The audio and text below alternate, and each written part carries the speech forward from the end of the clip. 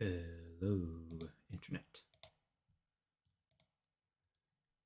It's me, I'm here. I'm tired today, and I was going to stream The Last Librarian, but I feel behind on Daughter of Dreams, so I thought I'd just do a Devstream instead, and at least get a little bit of progress out of my tired evening. And then when I'm done with the stream, I could just be done with the day, which will be lovely. So we'll go until I am too tired to continue, or about 1 hour. Let's see. What I want to work on is Astrid. Wait. What? Oh, okay. Hold on. Who has a sprite now? My tabs were confused to me. Here she is. And I need to put her in the game, which means I need to finish up some dialogue. I'll show that in a minute. I need to do a little bit of level design because Astrid needs a house to live in. And then I need to figure out where in the world she's actually going to spawn. Based on the map, it's probably... so she's going to live in this house. So that's one spot. Then I can't decide exactly where in the Tanglewood I want her to be. Maybe here would be a fine spot, but I don't necessarily want her in the same room as the Defiled Heart.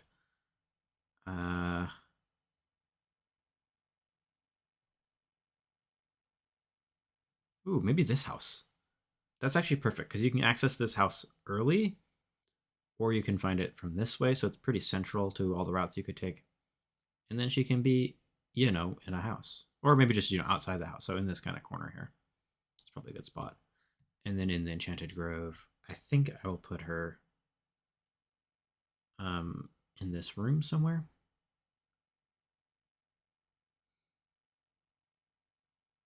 Or maybe here, kind of outside Brightguard.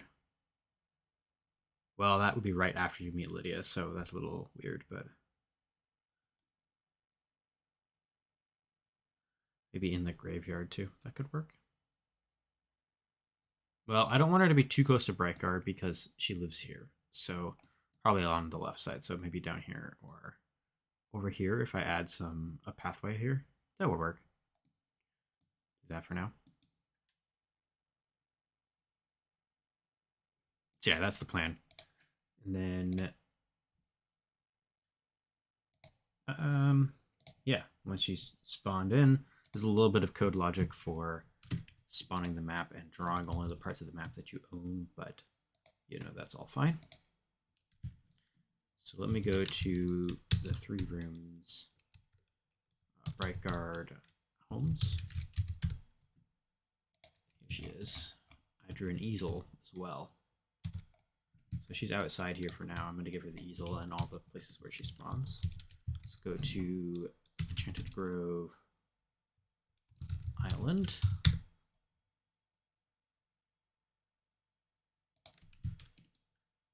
Yes, I'm going to spawn her here, I think. But not quite here. Put her up a bit. That's good. I just need a little bit of...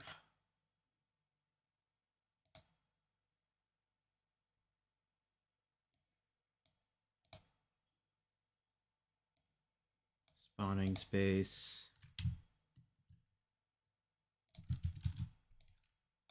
Flowers below the easel. Let's move her up a little bit more. There we go. Oh, and then I need some of these things. What are these called? Those not pillars. Just copy and paste them for now because I don't need very many of them.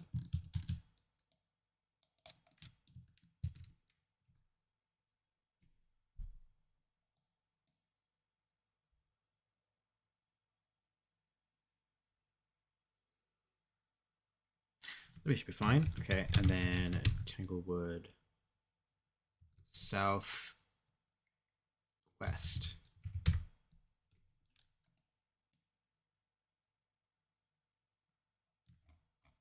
I guess I put her here, outside this house.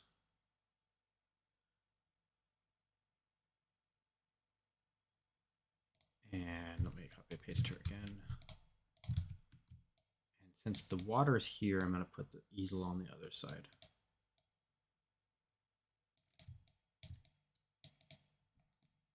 There we go.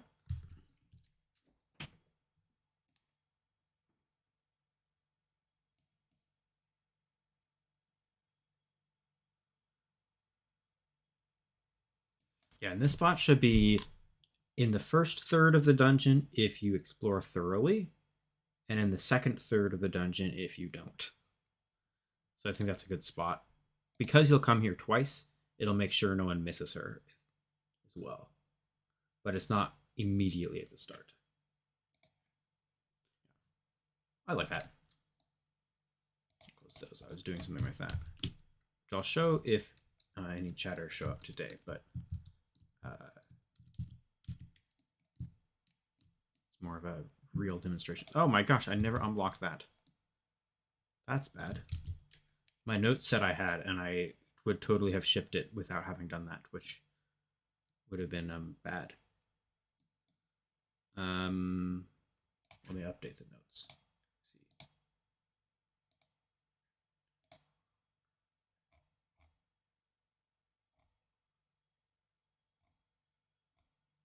Oh, my notes say I didn't. Okay, I just... Well, we'll put that into the bug fixes.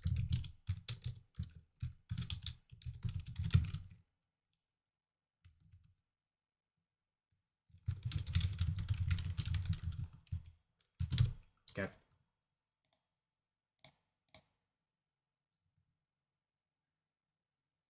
Yo, Coded Games. Thank you. I'm quite proud of it. Yeah, you don't use the GM Room Editor. So it's interesting what you can do with it. Well, the GM Room Editor is quite limited. I just do a lot with it because I've never really felt like it warranted the commitment to make my own level editor, but hopefully in future versions it gets updates.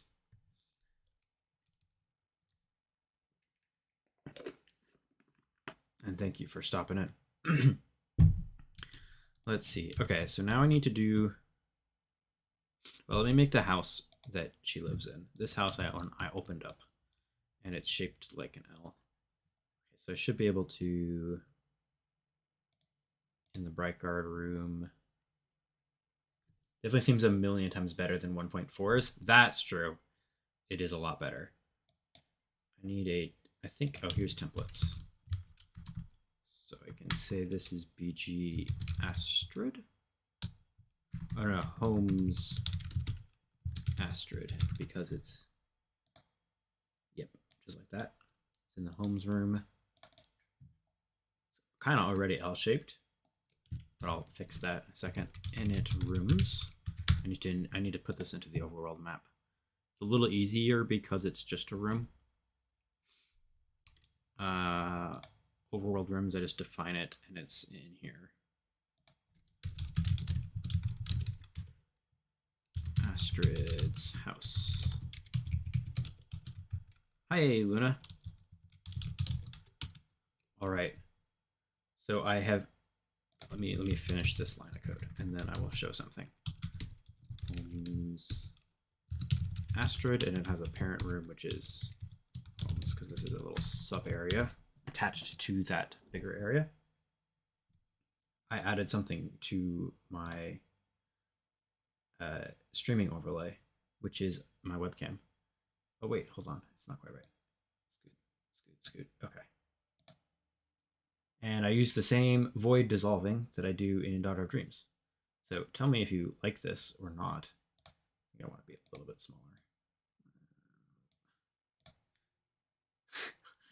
Perfect to see the... I got to see the replay of that. Also, I guess I'll point it out. I should probably put those Cheez-Its somewhere else, but I won't right now. So, okay, so I have this house. Oops. And I just want to make sure that the... Oh, it's collision now? Oh, some of them is... It's been a while where I fiddled back and forth on this, but I finally decided I want this object on the collision layer. can go anywhere. It doesn't really matter, but I think collision makes sense because there's no wall there, so it won't ever overlap with anything. BG Homes Astrid. And this will be where Astrid lives. So I'm going to take her, cut her out of existence, and put her in here. Oh no! Sorry, Astrid. Didn't mean to stretch you like that. Let me go see if she's in this house. Don't know how she couldn't be, but I want to know for sure. Compile, compile, compile.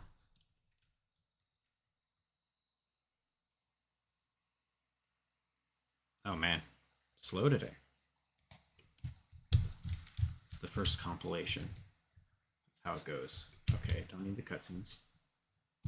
Listen, I love the cutscenes as much as the next guy. Well, probably don't love them as much as some of my alpha testers. But I don't need to read them. What? Huh?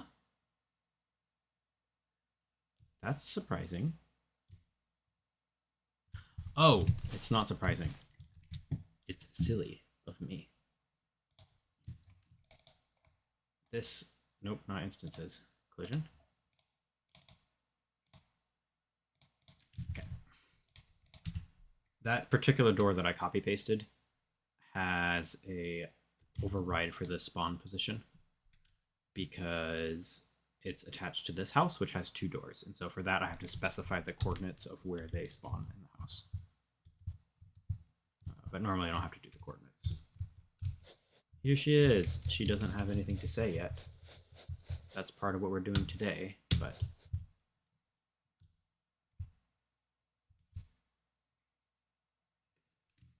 I'll save here. Actually, let me not do that.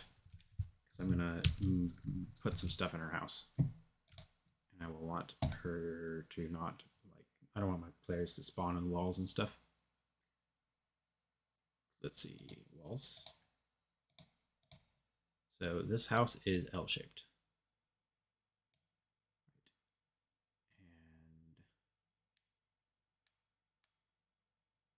And I feel like she probably lives in a little small house.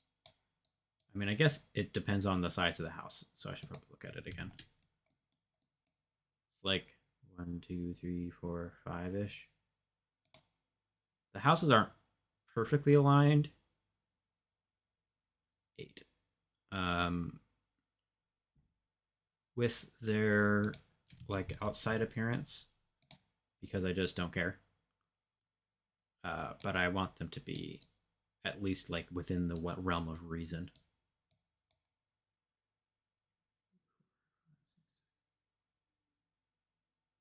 And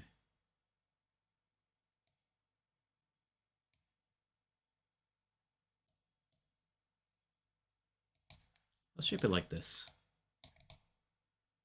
Kind of a foyer area here, and then like a more private area. So this can be her work area. And what I really need is like a lot of paintings. Well, actually, her character means she probably doesn't show them.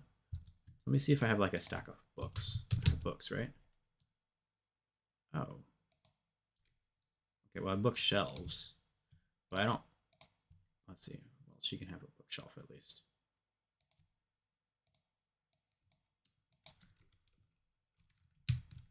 What decoration? Oh, book stack. That's what I want. A little disorganized. I guess you wouldn't have a carpet down where you're painting.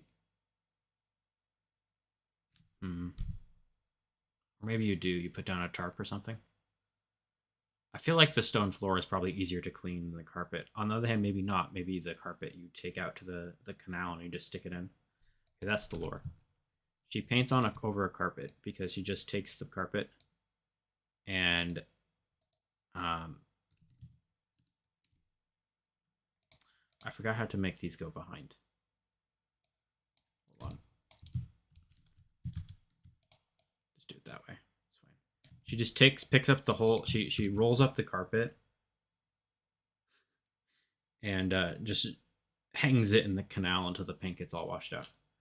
Just went to look up something from project, came back to find a real life person face. Shocked? Yeah, sorry. Don't want to startle you, but here I am. People don't like the webcam. I'll put it away, but it's now set up and could technically work. And I have a lamp, so the lighting is like okay now. It used to be that like it would be really yellow looking. Oh, the other thing I didn't like about it was just the edge, but I have this little dissolve texture on it now, thanks to OBS having features. So yeah, so I could put a second easel over here. It's kind of obvious that they're the same. Yeah, the edge seems cool. Thank you. Yeah, it's the same one I used for the. It's literally this texture that's used in the game for the void stuff.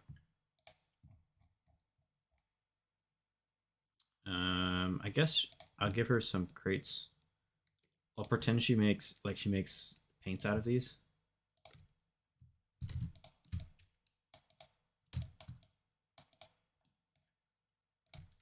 Put some more. Actually, she wants a table over here because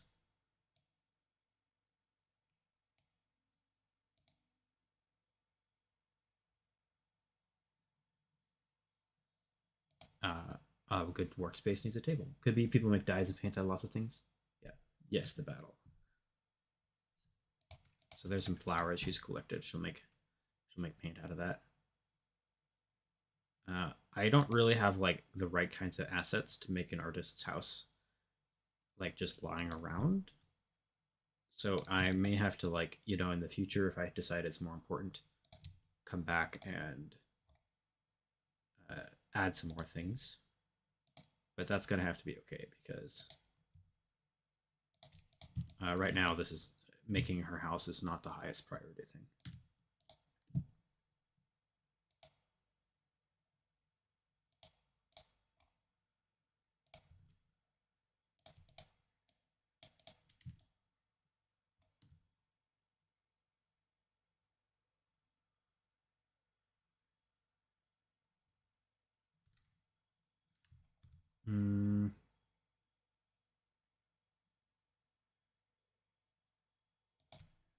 Okay, I figure she maybe she uses that stool. It's kind of cluttered in here.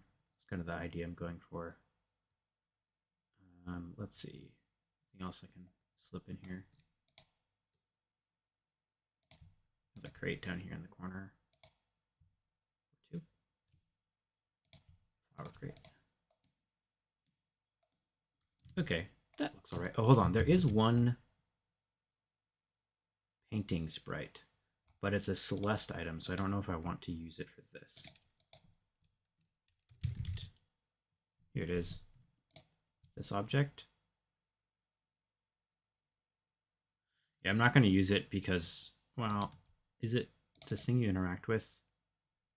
It is. Okay. I might, like I said, I might make more unique assets for Astrid later. I mean, I already made the easel. But for now, I'm not going to bother because it's just kind of low priority. That's all.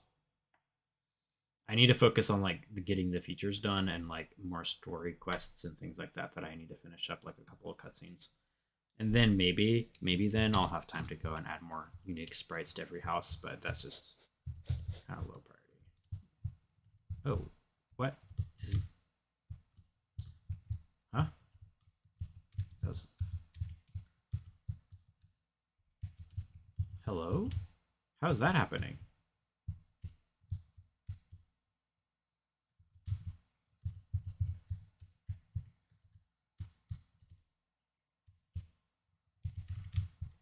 I don't...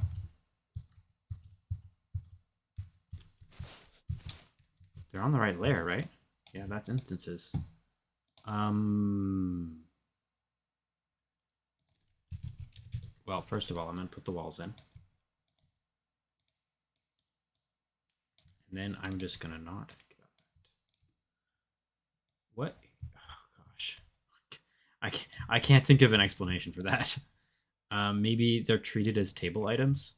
So like the coffee mug that I put on that table, because it's above the table, it gets set to its its depth to be above it. So that I can probably fix by taking the crate collision box. Oh man.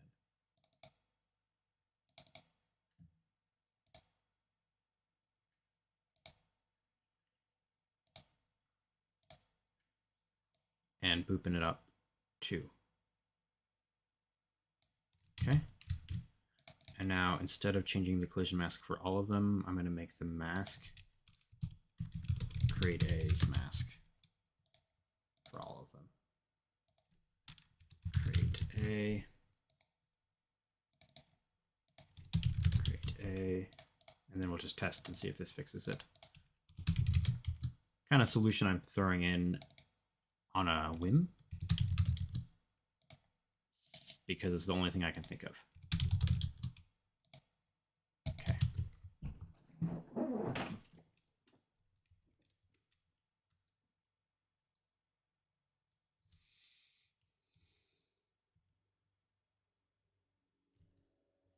Load, load, load.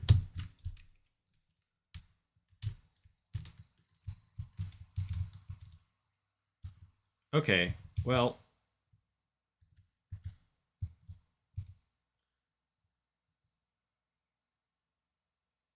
the rug thing, if you're painting on the easel with a palette and a brush, I wouldn't expect much paint to get on the floor. Oh, that's probably true too, yeah. I guess, I mean, I wasn't necessarily even thinking about how much paint would get on the floor as much as just like when I'm in like in a workshop environment, I'm always thinking about like if the worst thing ever happened, would I still be able to fix it afterwards? Like what if the easel fell over, just flat, butter side toast down, but buttered toast butter side down style right on the floor? What didn't do then? But maybe Astrid both either doesn't care about her rug or it's easy enough to clean. I don't know what's going on with this depth thing. Yeah, wouldn't care about the rug. Fair enough. That's true. 1 second.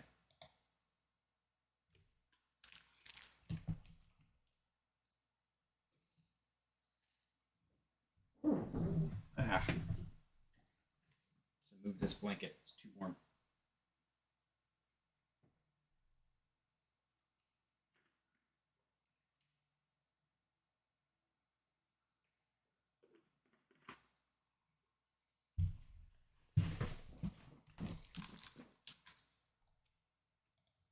It's true. I would be way more concerned about the painting. Okay, so that's Astrid's house. The depth thing. What is going on with this?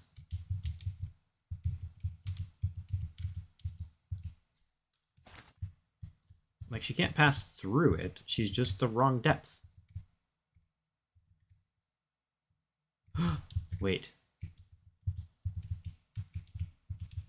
And it's not consistent either. What?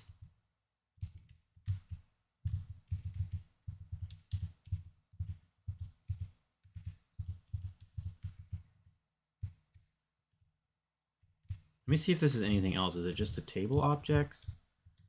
This is not like that. This tree. Hold on, I need to find a tree. A tree. Okay, so if it's just the table objects, then I have a suspicion what the depth problem is. Okay, that's fine. Let's try these things. I should just split them up and go, go, go. Can you... Okay, so those are fine. It's just the table objects, so, or the tables. Because park crate...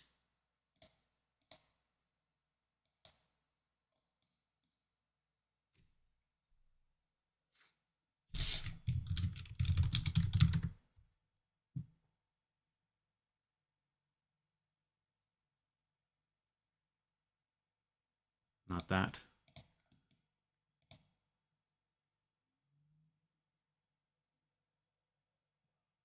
What's the parent of this again? Our object static.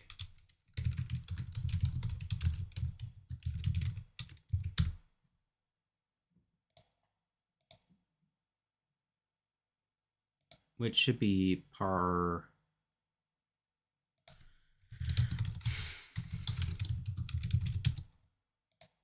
hate the inspector. Makes me mad. Are all visible.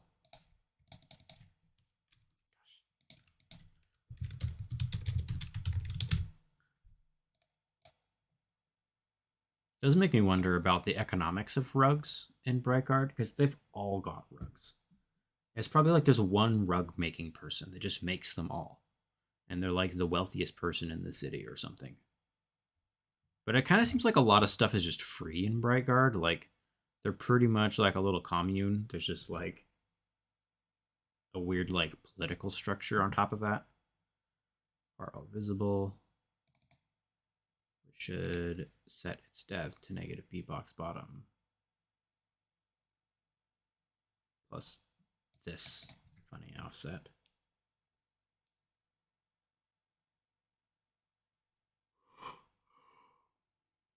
Oh.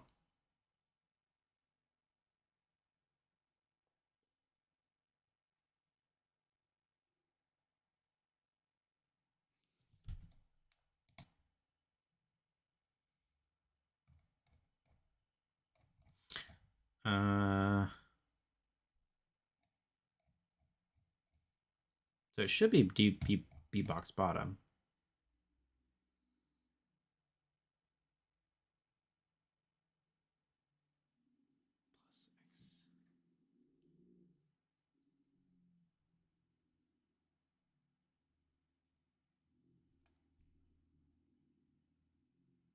Hold on, the negative depth is closer.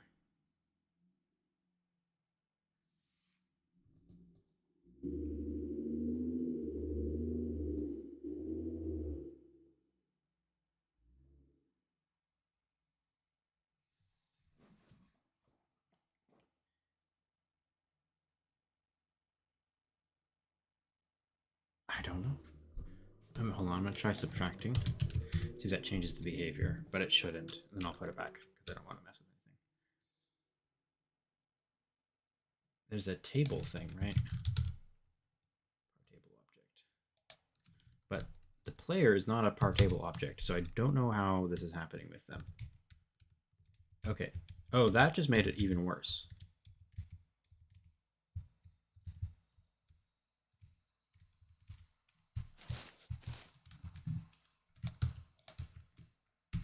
Is that correct? X, yeah, what does X divided by room height divided by 10 do? That part is to prevent Z fighting. It's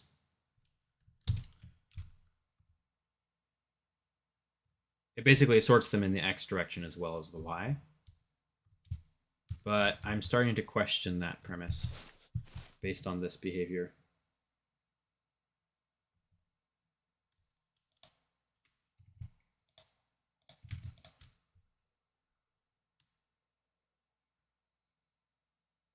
Oh, okay, so what this is for, I can show it.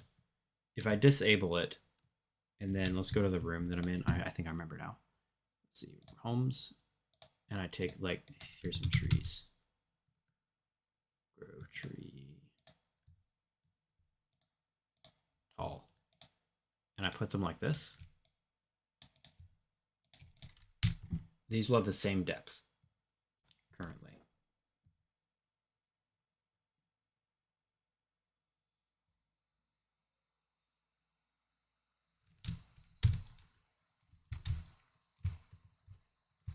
Or not, because they're trees and they're getting their depth code from somewhere else.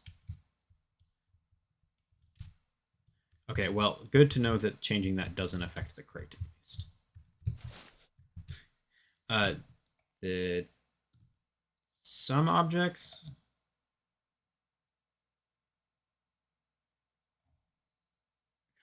God. Just close the events. Part block.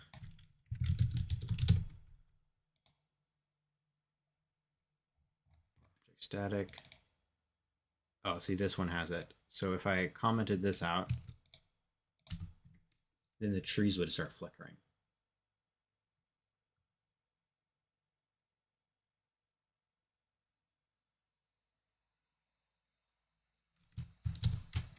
Oh yeah, see? Watch those trees. So that's what the X divided by room height divided by 10 is fixing. that like as the draw order changes, they get sorted in a different way because the sort isn't stable. So even though they have the same depth, they still render in a different order sometimes. So this takes their x position. So the x divided by room height means we have a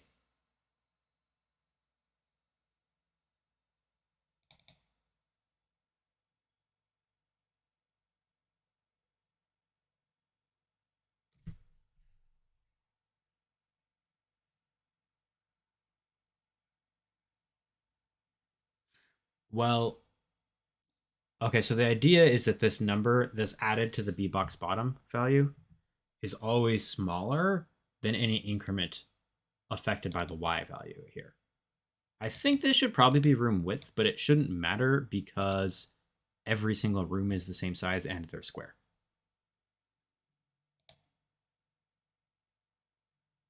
Here is rooms Astrid.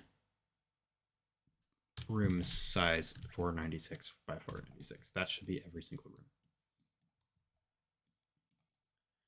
room. So the idea is that, yeah, that this is sorted by that.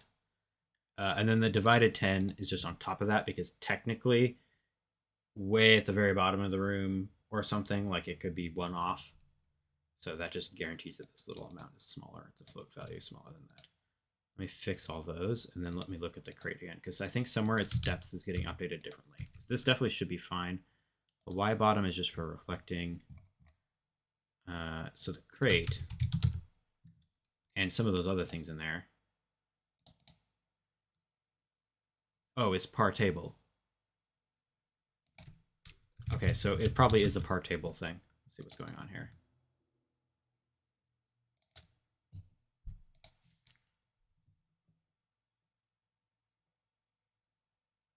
Well, there you go. So I made the tables allow objects to stand on top of them, like which is supposed to be for the like the mugs and books and things. But now,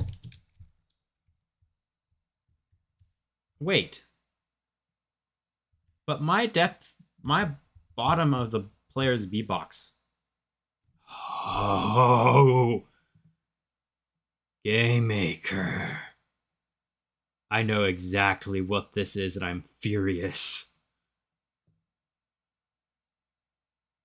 Okay, I'm gonna show a different project real quick. This is a collision bug that has been in Game Maker for at least 6 months, and I've been gaslit by so many different people telling me it's not real, but it is, and this is visual proof. This is a bug caused by this other bug. Okay, let me double check that first before I get all mad. What I want to know is I need to know the player's collision box size. So for par player, here where I'm gonna prove it, and then I'm gonna go bump that ticket and be kind of furious about it. No, I'll try to be polite to the poor help desk techs that can't do anything. But I'm mad. I'll wait till tomorrow to go poke them. I need to draw real quick. This is fine.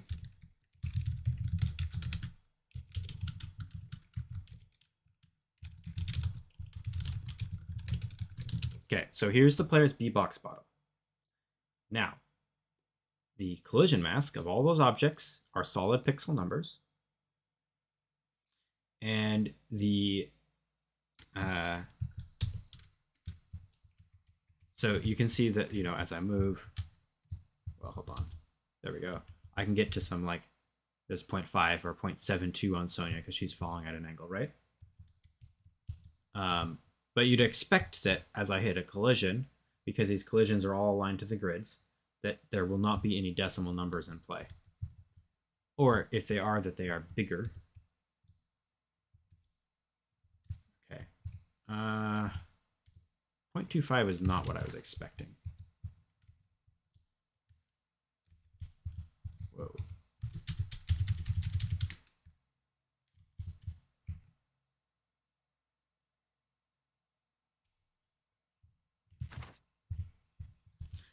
Okay, so Lydia right now, despite pushing down on the movement, is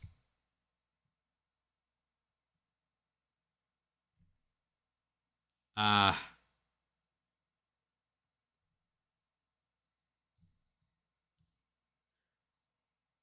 interesting.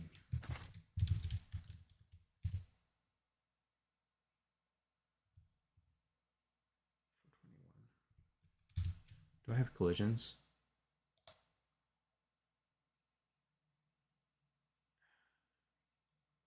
Oh.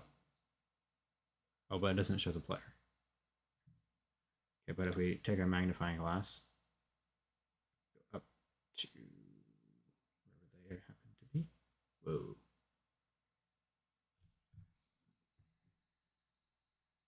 Wait a minute. What? Oh no, that's correct. So this collision should be a whole number. How many pixels? 1, 2, I'm gonna count with my hand. 2, 3, 4, 5, 6, 7, 8, 9, 10, 11. 11 up from the wall. I'm gonna take a screenshot of this. Oops. And post it in my secret Discord for referencing.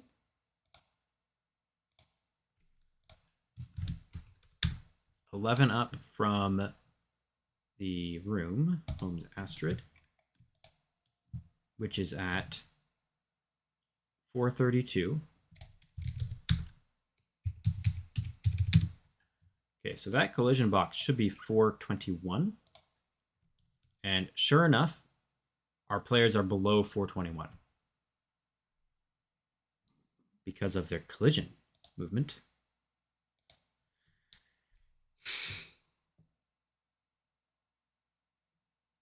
Which could be my fault still. We're not yet into the... Okay, so this is the bug-coded games, and I'm glad you're here because you definitely know about it. I am using the quote-unquote new collision system, but that system does not work. Let me double check. I keep saying these things, but I need to make sure I'm correct. That collision system, and I'll show you the code in a second, the testing code. Game options. So I'm not using collision compatibility mode. That means I'm on the new system. And let me show you this absolutely horrible bug. Which is that the new collision system doesn't do what it says it does. Where is it? Okay, so here in this code base, I have a 16 by 16 pixel object. Here's its collision mask. Collision mask. Oh, okay. I hate this workflow. There's its collision mask. It's 16 by 16. So in my testing code, I create them 16 by 16 and 32 by 16. So right next to each other, just touching. The collision should not happen, correct? They're not touching. And so here we're checking the right side bounding box and the left side bounding box of the second box. And then we check with place meeting. Are they colliding? And then we compare their bounding boxes. Is the right bounding box further than the left bounding box? In which case, we expect these two things to be identical in this case. I.e., if your bounding box is overlapping, you should have a collision. That's my opinion. GameMaker has a different stance. Because if we then move the right side box left by this offset, which is right now 0.5, now they're overlapping. They were right next to each other. We moved them by half a pixel. They're overlapping, right? And then we'll move it again to overlapping by a whole pixel, and they should be overlapping. So what we're expecting is no collision, and then a collision, and then a collision. I'm going to run this and show you the output. There's our two little boxes. And in the output, there's no collision. there is still no collision, despite the fact that the right side box is overlapping by half a pixel. And I have found that this threshold is half a pixel. If you get to 23.49, it will find a collision.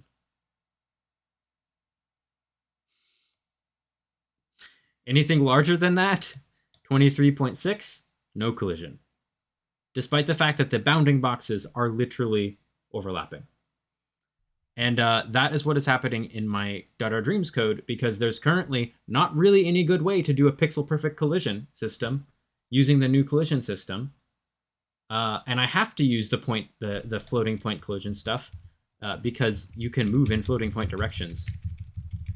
And I need the visuals to line up. So I opted for this option. That's what's happening here, is I am running into the wall and it's not detecting a collision until I'm already overlapping with it. I'm going to check my movement code and see, but yeah, I think that's what's going on. And I don't know why I didn't notice this sooner. Maybe it changed a little bit how they render, but yep, this is the bug. And I submitted this as a bug a few months ago, and they said, confirm this is a bug. And we'll work on it, and it just hasn't been fixed yet. But this seems to me like, what drives me batty is that as far as I can tell, I'm the only person that's found it. And yet somehow this seems like just a fundamental failure of like everyone would be having problems with this, but no one really bothers with pixel perfect collision. Yeah. And in my game, this .our Dreams specifically, it matters a lot because I'm doing some weird scaling stuff, but like it should just work. Yeah, nice thing to see about Dex. Nothing is pixel perfect and everything is super basic. Yes. And I would be fine if I was still using the old collision code. It would just be worse. So let's look at the player movement and see if I'm correct that that's how it's doing it right now. Because I remember thinking, yeah, they can overlap with walls a little bit. That will be fine, right? It's not fine if that's going to cause them to stand on top of tables. Okay, here's the player movement.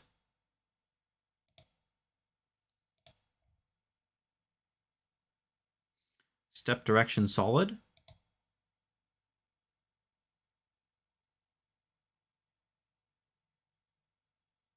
Is this a GameMaker function or something I wrote?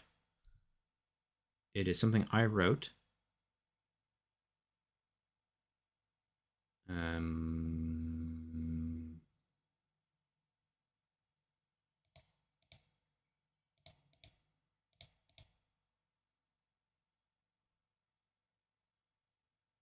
Okay, so it's using place free and move contact solid.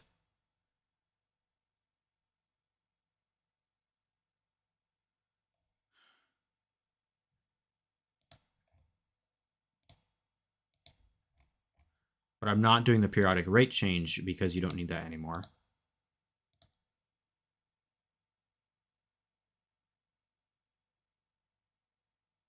So a solution, not sure if it's good, is to move the table's depth value to be slightly lower than the B box. Then you also need to move the depth value of everything on the table. Yes, that's what I'm going to do. I don't even think I need to bother with the things that go on top of the table because most of them are not going to be lined up on the very tippy top pixel of the table in the first place. So that will fix everything. I just wanted to make sure this is really what's causing it. And I think it is, because what's failing here is this place free is mistaken. It should be running this else code, and it should be running this else code. It should be making it all the way down to here. And it should be doing move contact solid, and somehow move contact solid is still letting it go into the table. There is a new GameMaker move and collide. There's this move and collide function. Let me try this. Hold on. Step.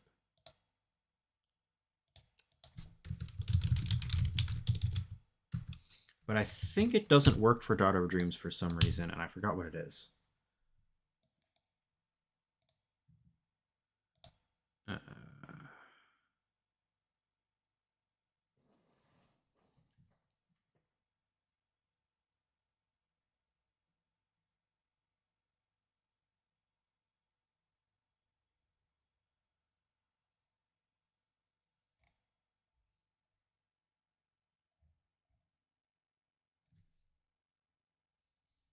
Oh, it's because it doesn't use solid. I use the solid tag because I need a tag because I have lots of different things I might want to collide with. And this is expecting an object, which I just don't have. I just can't. I just don't do that. Not in Daughter of Dreams. I could have done that if I had known this was going to exist, but at the time I didn't. So there isn't one of these. Well, and also there is one that does this already, move contact solid, which is the one I'm using. And it doesn't work because collisions are broken.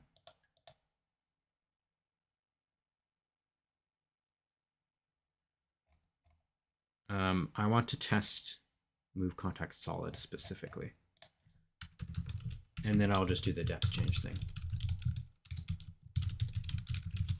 So I'm going to make two new inst a equals.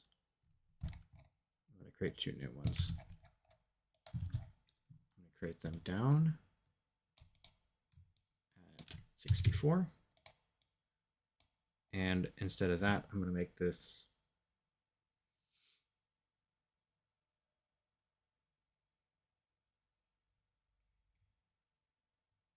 Mm, 32 is fine. Okay, and then move contact solid. I already closed the tabs.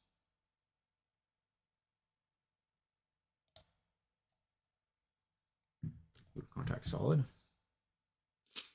Does it return anything? No. Okay. I'm going to do this. Do until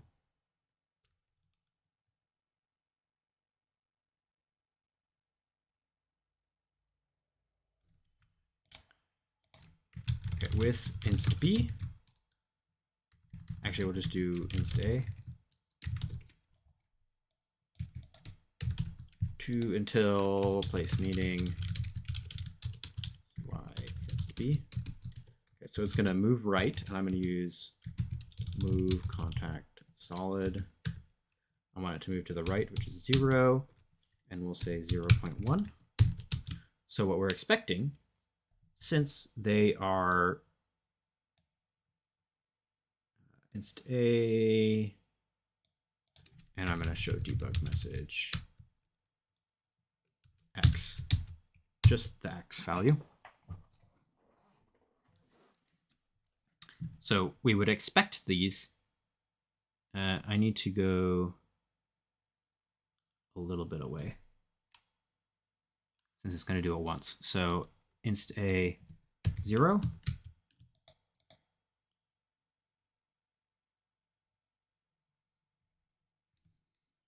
Yeah, fine. It's going to be 32. It should move over 16 pixels, but it's going to move over. It should move over 16 pixels, but it's going to move over 16 and how it's stuck. What I do.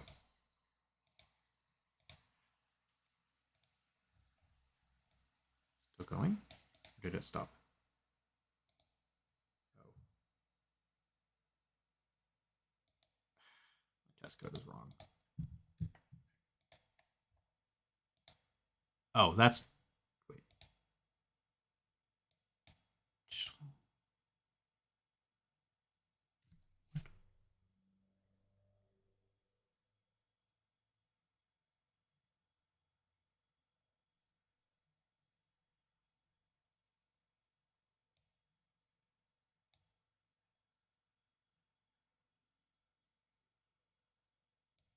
Can it not move less than 1?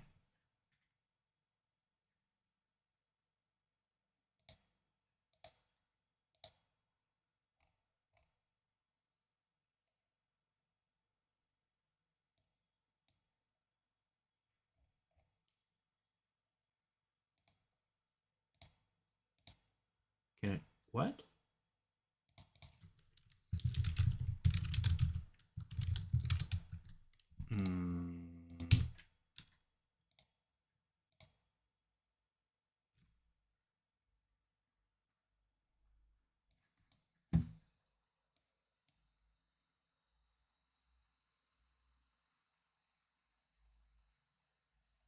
Did it think my 0.1 was 0? That's wrong.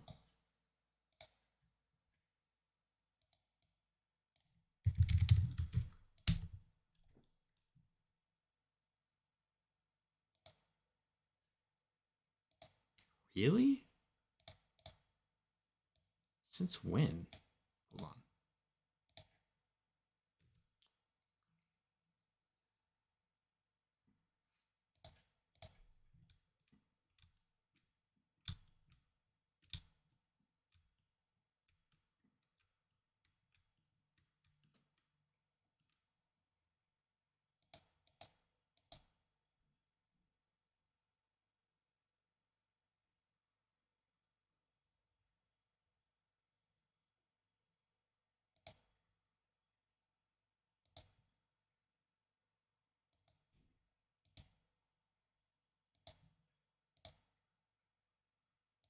Okay, it's fine. Another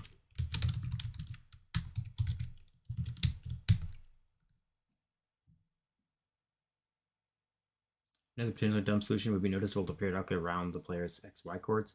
Yes, because I'm moving at such a slow speed, you would jitter around if you did that. Unfortunately. Yeah, look at this.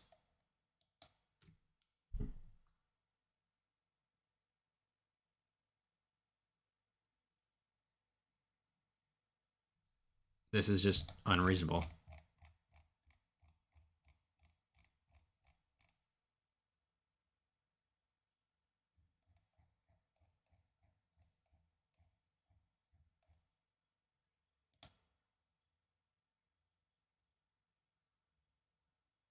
Well, anyways, I know this is still a problem.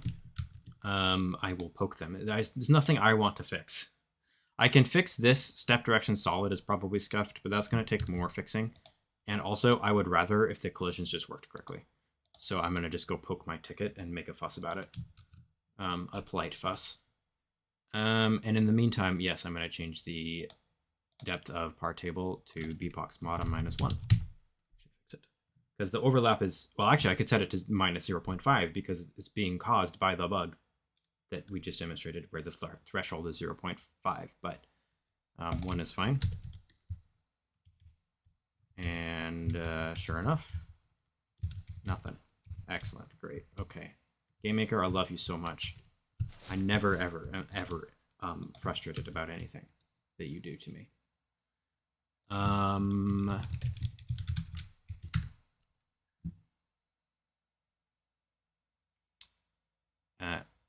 Wait, oops, it's this event. I don't need this anymore. That's fixed, great. So the house is done. back to Astrid, who should be the star of today's show, not collision bugs.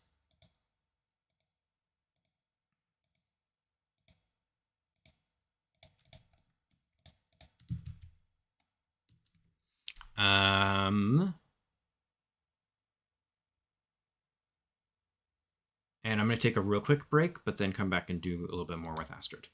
So I'll be right back.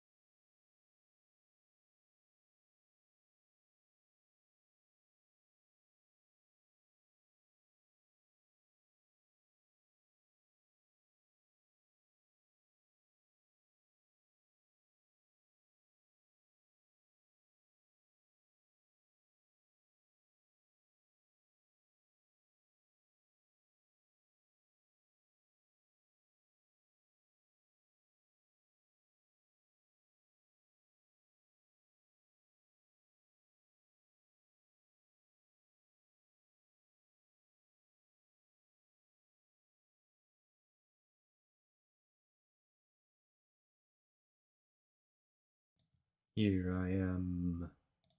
Webcam. Boom. We'll drink some water.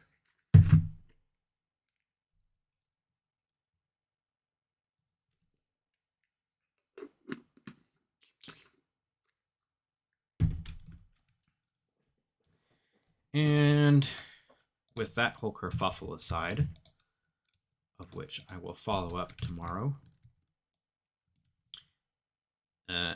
let's write some dialogue. I think everything's ready for that. Boom. Hello. How's it going, Astrid? I've written most of it. I got a couple paragraphs to finish up, and then I will put it in the game. Anyways, the idea of Astrid is she is trying to make the perfect map of Somnar. She is painting it over and over and over again to get every single detail right, but it's just never quite right. And then the player offers to buy her failed attempts from her, basically, because maybe they might be useful, and they are in fact quite useful because she's actually doing a great job of making a map. So yeah, that's how it is. And okay, so here's I'm finishing up with her painting. She talks about the painting she's making.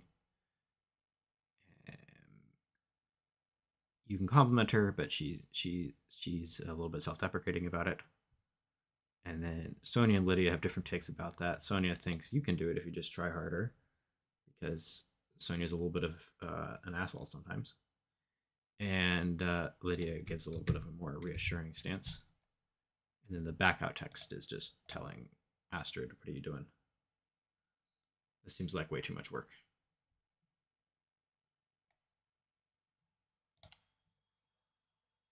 So that's the gist of it. And down here, down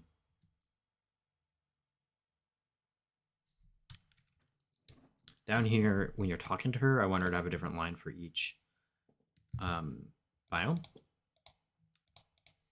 But that's just going to be like a quick line because I don't want the player to be bothered.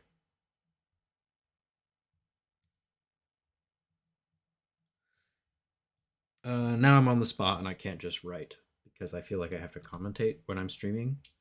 But I might be a little bit quiet while I'm writing, so it'll be a little bit more. Stop. I don't want. That's correct. I typed correctly. I know what I'm writing. Enchanted Grove.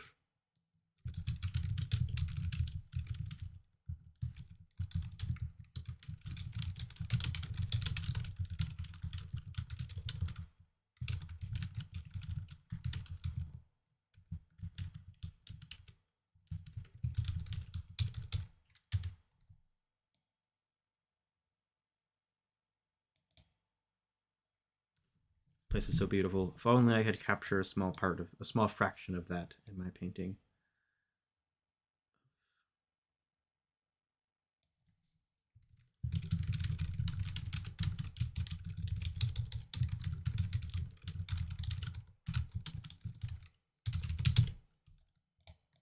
She's quite sad sometimes. I think by the end it's going to be like she's going to find an investor or something. Or maybe she'll complete the map.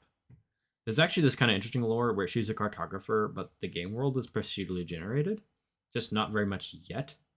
So I think later in the story, when that becomes a more prevalent part of the game mechanics, Astrid might have a little bit of an existential crisis about what does it mean to be a cartographer in a world that is constantly changing. But who knows?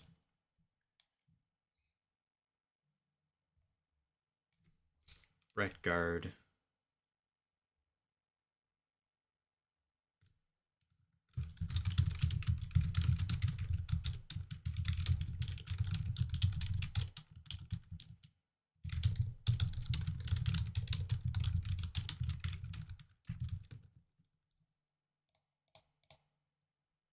Every story needs a bit of existential crises. Exactly.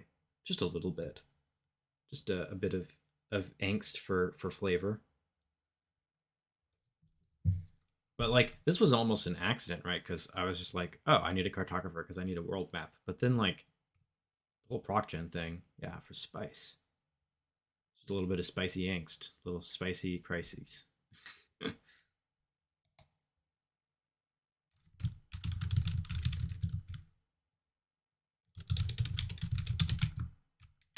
As a treat, yes.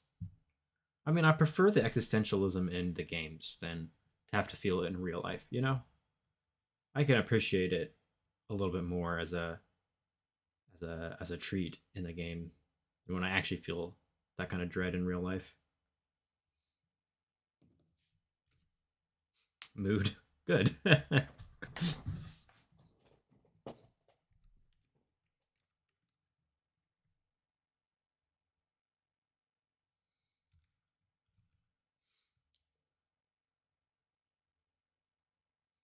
I was thinking about some of my artist friends while writing Astrid. So I hope she meets your approval. Perhaps she's a little exaggerated, but and I mean I was also with this bit of perfectionism. Um, like again, it's quite exaggerated for Astrid. She's an RPG character, but like the reason Daughter of Dreams has taken so long is this exact problem.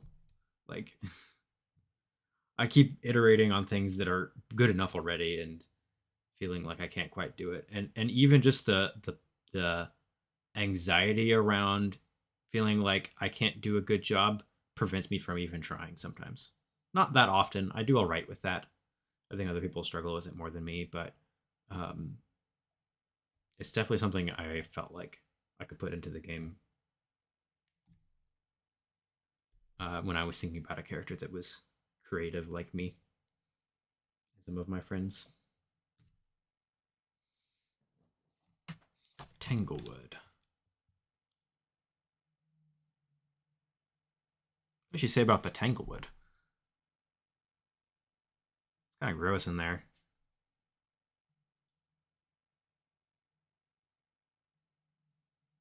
I wonder. Okay. Well, for now, I'll work on this part. And I'll go back down to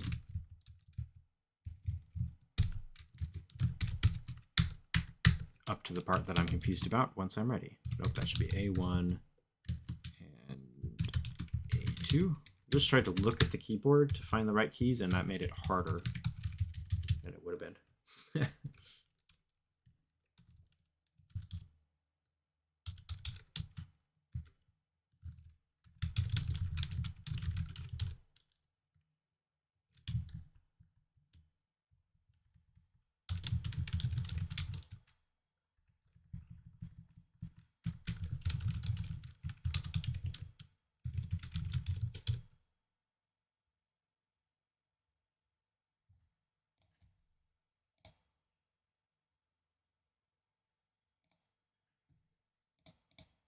Well, sure, it's only a scrap after all. Is there any synonyms for that word?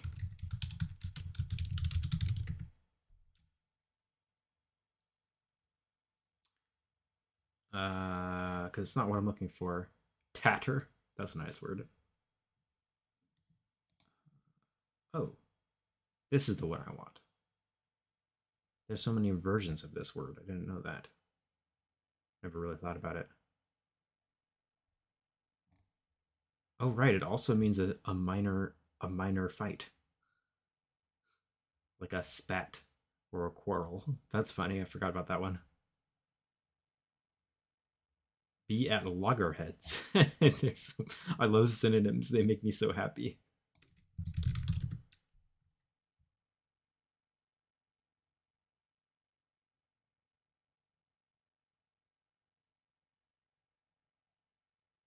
Detritus. Dross. Okay. I don't think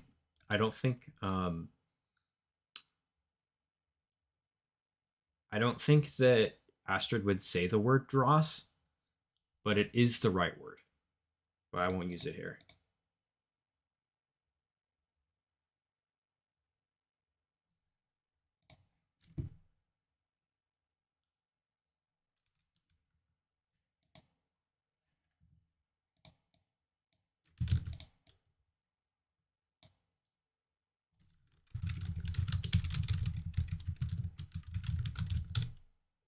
gonna call it pretty much litter. One word short of calling it trash.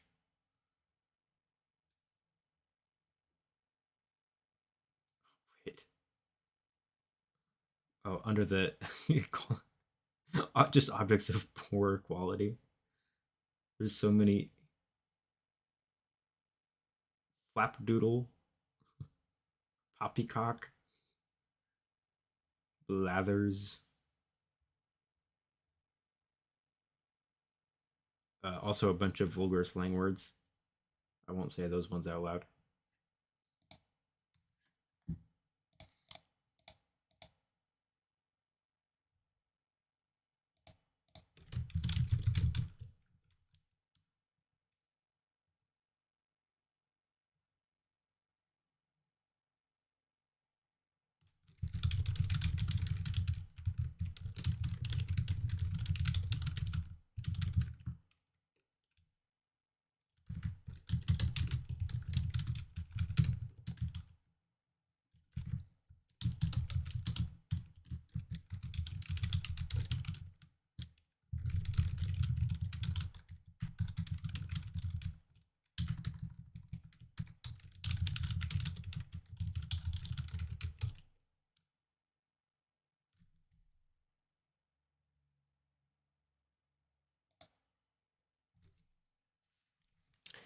Can't afford it.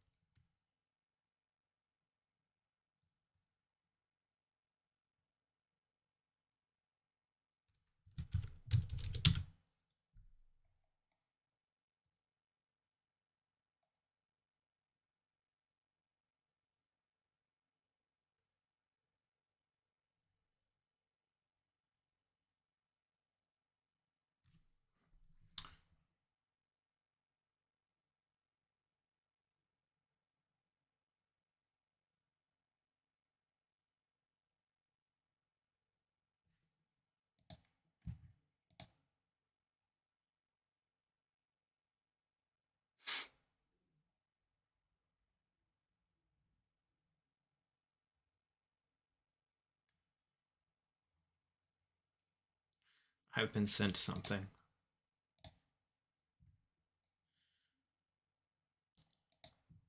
I don't know if he's actually in the stream,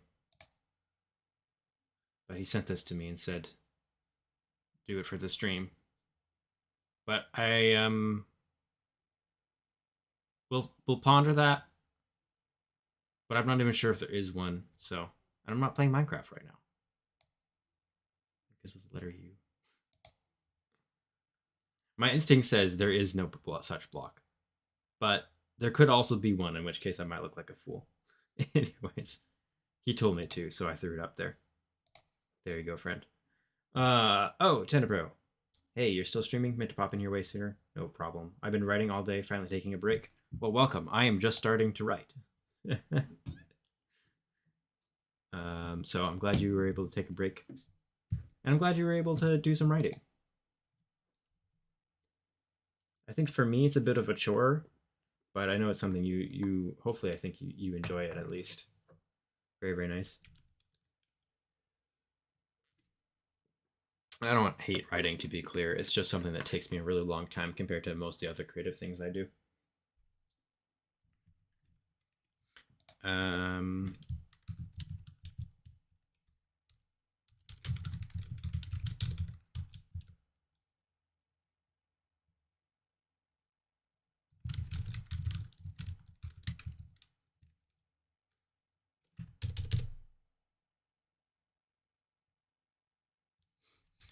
This is just a sad line. I don't know how to phrase it better, but this is the kind of thing I that happens to me sometimes. Is I'm like not sure if someone's joking or not, and then this is like this sheepish like in between where you pretend, where you like say something in a way where it could be in response to either, and then you suss it out a bit if someone's joking or not. I really enjoy it, trying to get the habit of doing it regularly again. That's good. Starting to break through a slump that's gone on way too long. I'm really happy for you, dude. That's awesome. Written 1,000 words today. That's wild. Probably the most I've written in one day on a cohesive work in a while. Dude, that's awesome. That's incredible. See, I wrote these 2 pages in the last 2 days, and it took so long.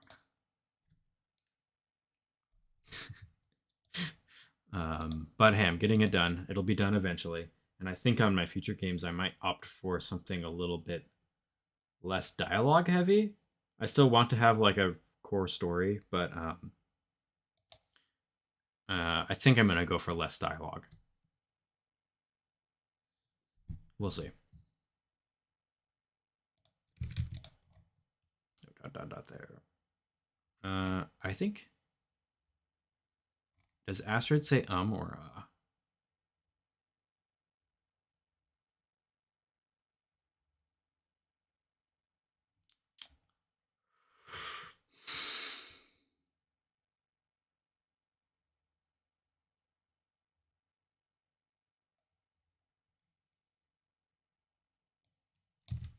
Should I just remove that? It doesn't need to be there. Meet in the middle. Astrid says I think the O on its own is more sad sounding than the O Oh.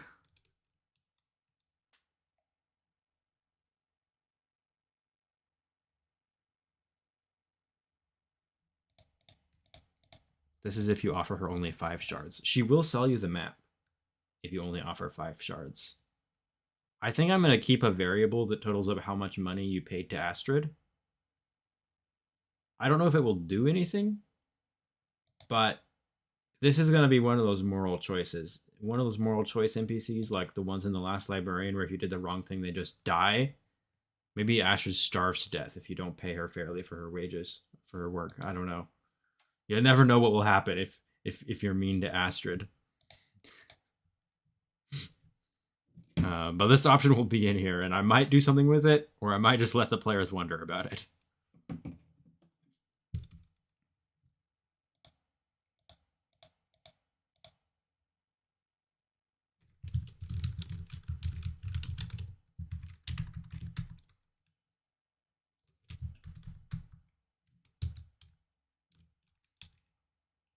Okay, and then this will give the map. I think that's all the dialogue I need for that part. I just need the Tanglewood dialogue and then these 3 chunks. But I might not put those in right away. I think I'm going to code the rest and put them in tomorrow when I'm less tired. What did she say in the Tanglewood?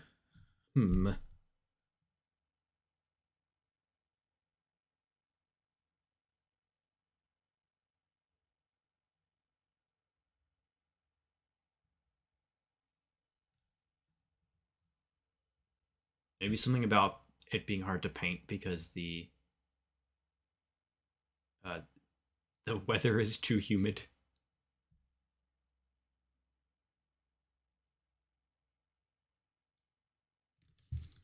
Ugh, acid keeps getting into my paints.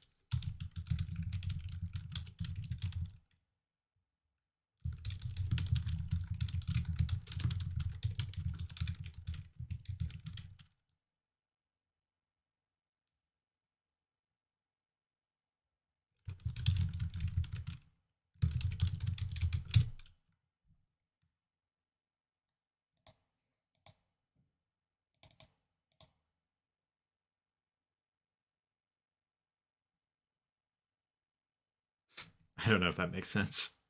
At this rate, I'll never be able to paint this place. I don't think Astrid would swear. Maybe she would. Like, she's not opposed to it, but she's not confident enough to swear.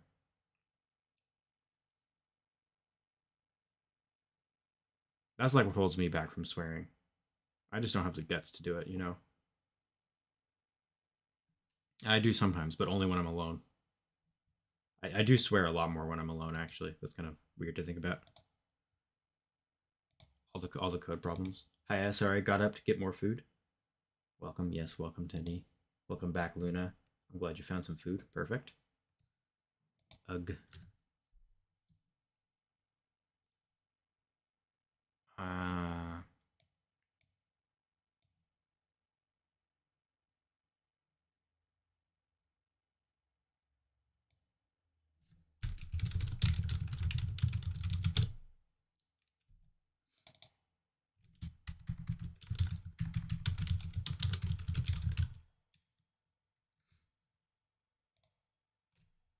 Just a bit of a comment about like maybe you shouldn't be painting a map just standing out in the wilderness.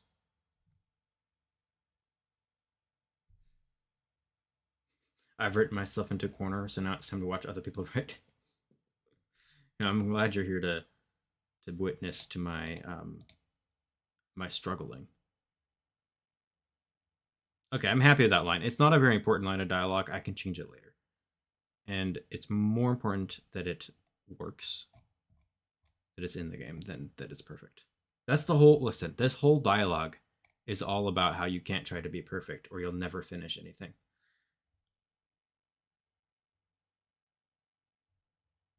You know what?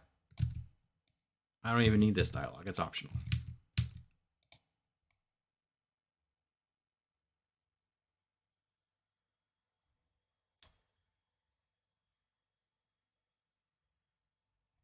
It'll all just end in that's hardcore.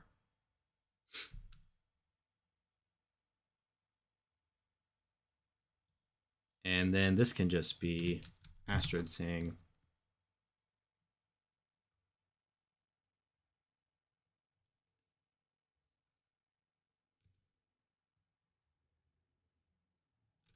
how do you respond to that?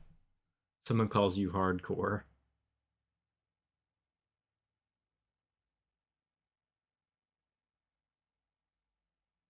What? Okay, I think she starts incredulous and then realizes that maybe the player is right.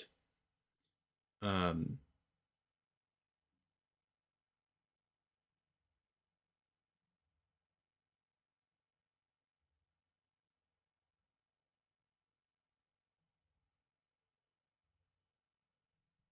hmm.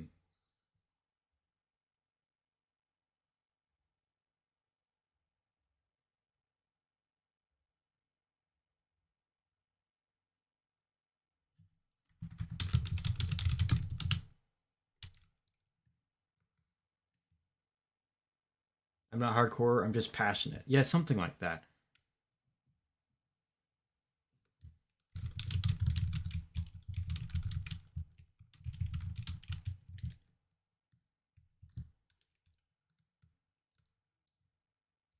I'm just trying to do a good job.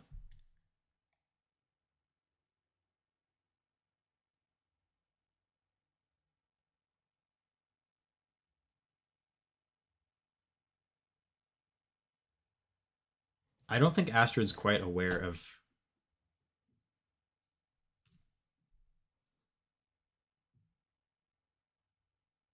her how unusual her single-minded focus is. I'll say it that way. At least not at the start of her character growth. It could be something that gets explored further, but I'm not necessarily planning to. If that means foraging for food and rest in favor of spending days painting, that's what it takes. I like that. Let me see work that in.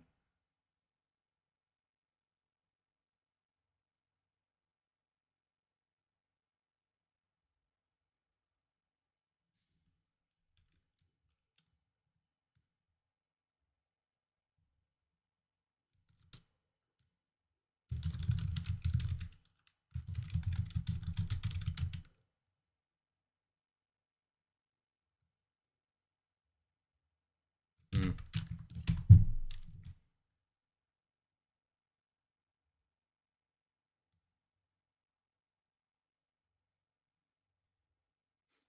She probably is foraging for food, isn't she? That's funny. I didn't think about that. Um,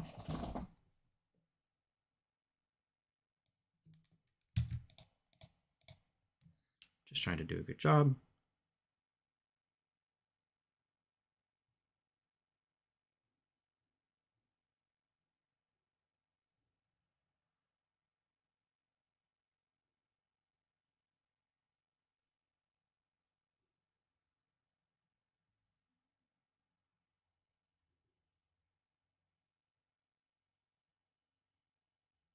Foraging is good, but you said foregoing. Oh yeah, yeah, yeah.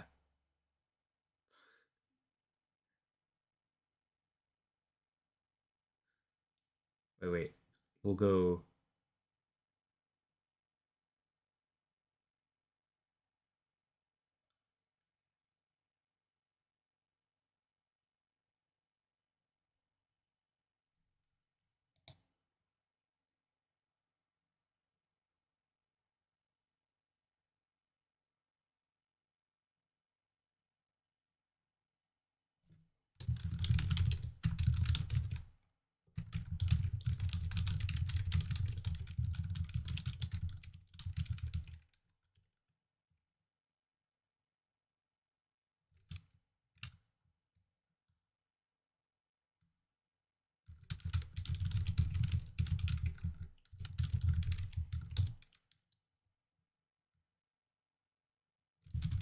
There's nothing hardcore about that.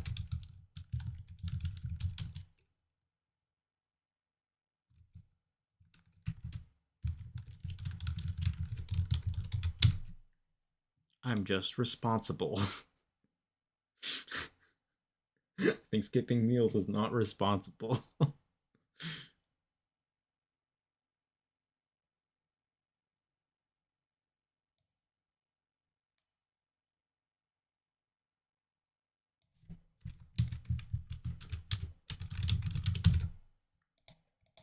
If I must.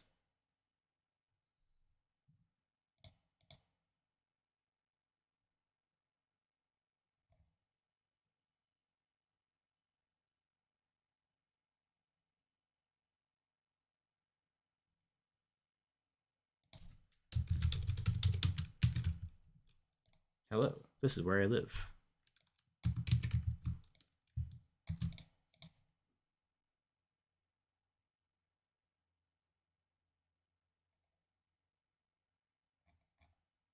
Okay, I think that's all the dialogue I need. I'm going to put it into the code and I'll edit it as I do that. And I'm not going to try to do like I might for long cutscenes, like give it a day and then do a second draft. I'm not going to do that. This doesn't matter that much. This is all an exercise in combating perfectionism. Where is, okay. Wandering. Here she is. NPC Astrid. Okay. So this part is easy because it's the 3 lines. That's all.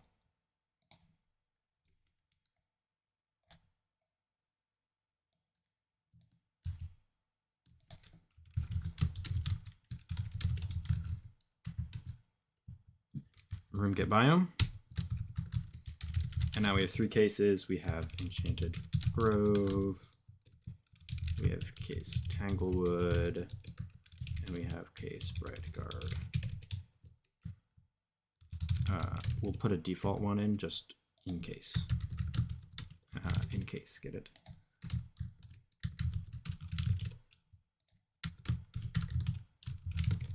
Okay. The default one is for if she ever spawns in a biome that doesn't have a line of dialogue, it will use that one instead. Let me pop out the chat and split screen it with my dialog box. Oh. Google Chrome. There we go. Okay, it's good. Enchanted Grove, she says this. And I will break that into 2 lines. Except this, the last one on all these needs to be a question because the player is going to be able to ask to like buy the painting or ask her other stuff.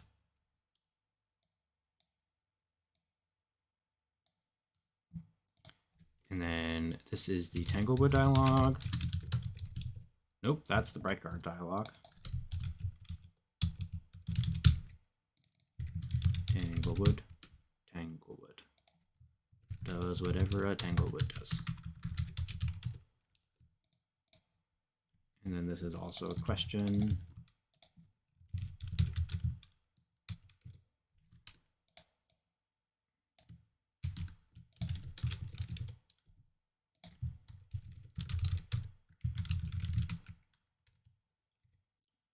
Comma, or sorry, a quotation. Excellent.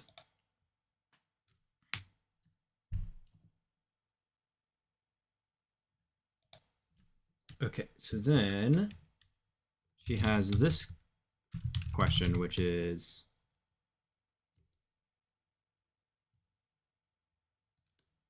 what about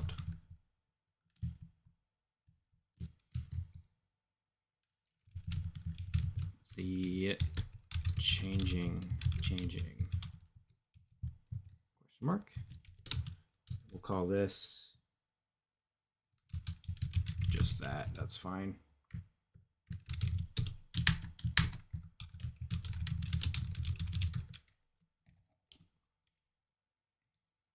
Con dot here changing. Go to, we exit at the end.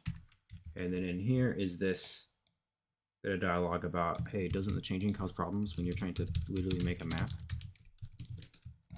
And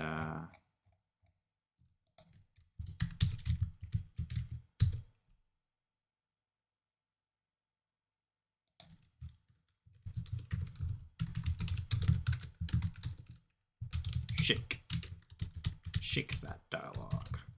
Don't mind if I do.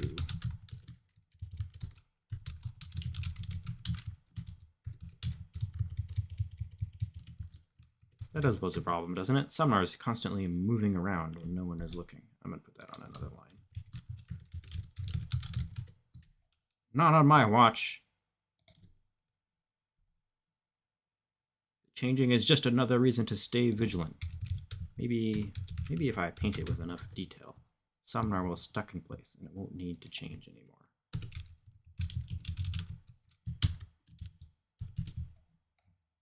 Okay. Let's check that dialogue in game. Well, that should work.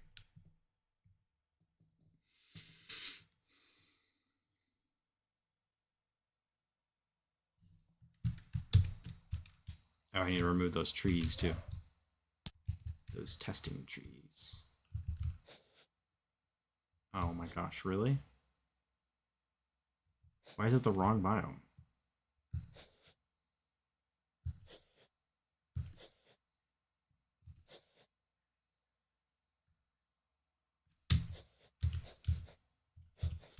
She's saying the wrong biome. What happened? Oh, this is the default, which means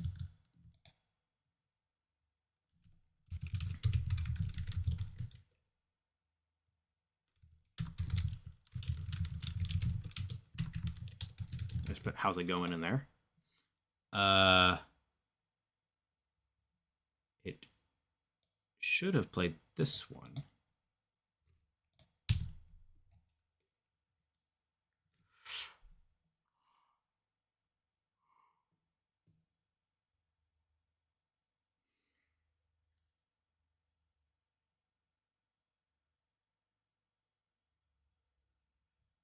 Oh, it's the biome object that's being returned.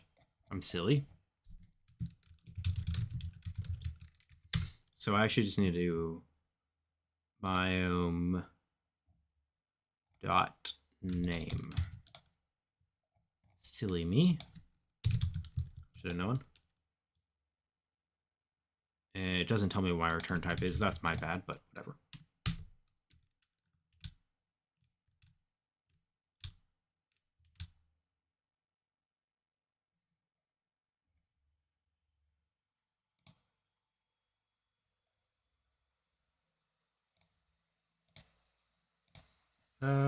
Wrong tabs. There we go. Hello, daughter of dreams.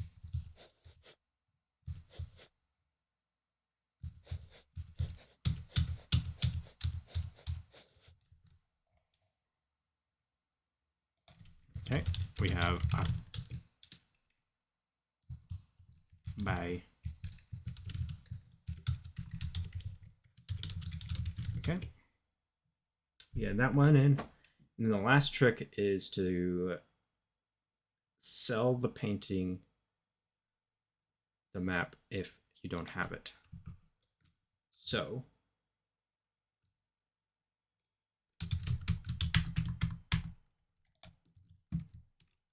Astrid, at the start of this, we're going to get a key, map key.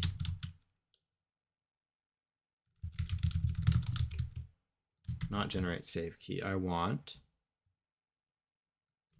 we're going to say biome name equals room get biome. We'll do that bit here instead. Put that in there, because I'm going to want this in a few spots.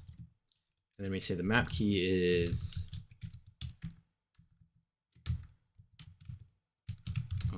map. Okay.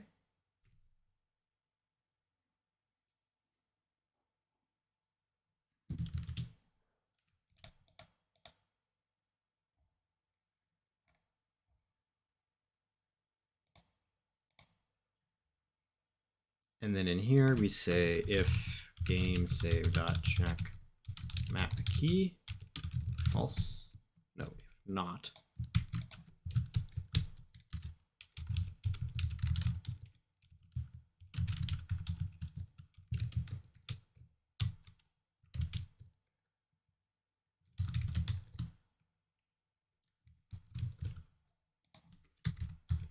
Buying a map.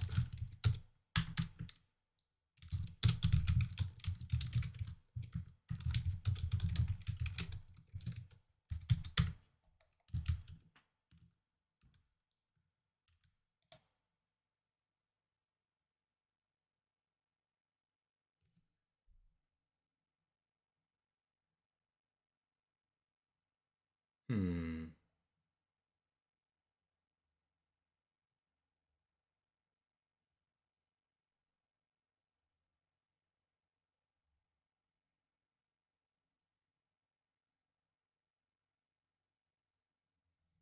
I'm gonna do this the other way. Own map plus the name for reasons that will become clear later.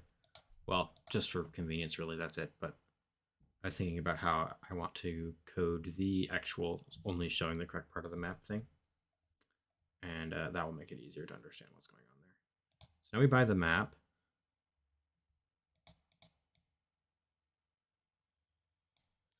And then we add a bit of dialogue here.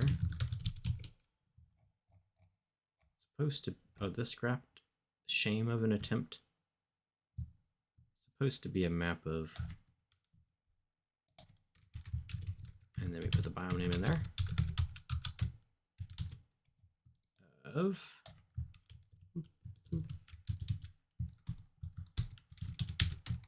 biome name, but it didn't turn out right.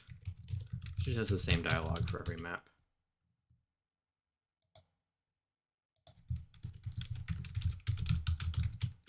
And then this is the question, where we offer 5.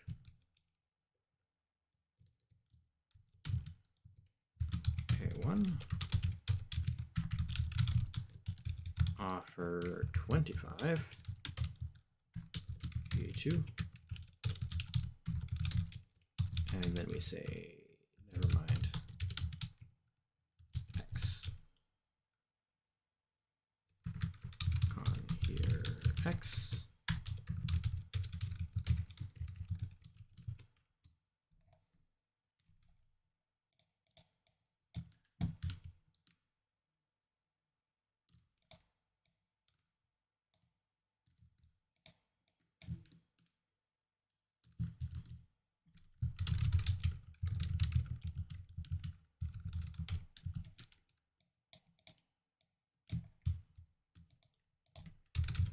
Okay, I wouldn't want it either. I'm not sure why you even asked. So that's the cancel.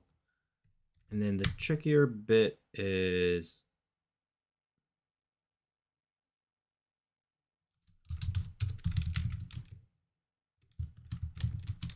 I think I'm gonna do it like this. A1 and A2 will set the dialogue and check for the pricing and stuff. And then A3 will be the buy map segment, which will oh, hold on. I gotta do this differently.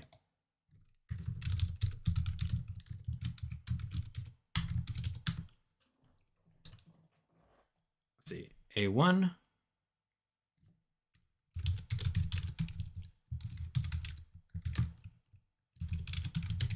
And this is where I have to put the dialogue into function executes.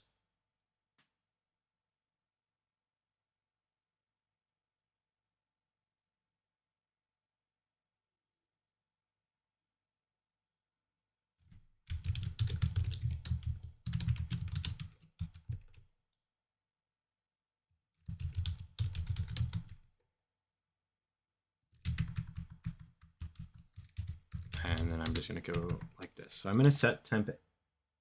Be right back. It's tea time. Nice.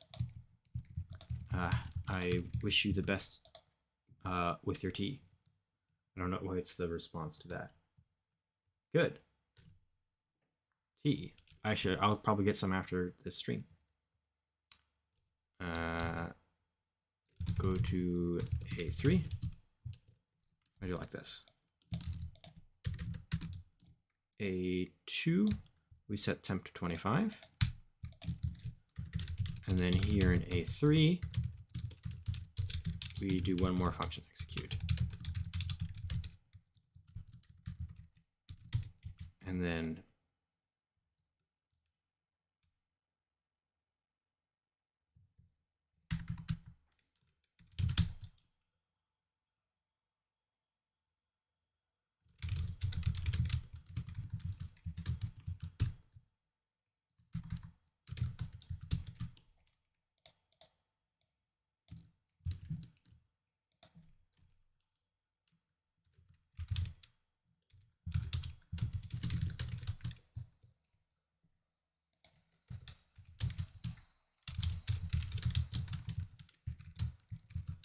we save that.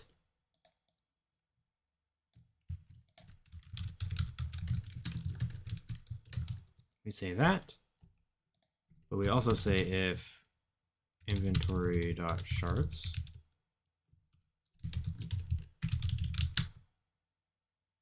control.shards okay, is less than con.temp a, then we do this line text. Oh,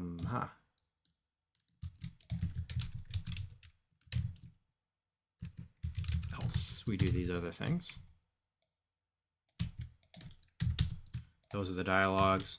We say ton.here skip, which will mean if you click on this and then you try to skip, it will, because it's going to charge you, right? Control.shards minus equals pay shards. Oh, hey, look at that. I actually have a function for this one. I knew that was something I probably did in Daughter of Dreams when I started writing functions for things.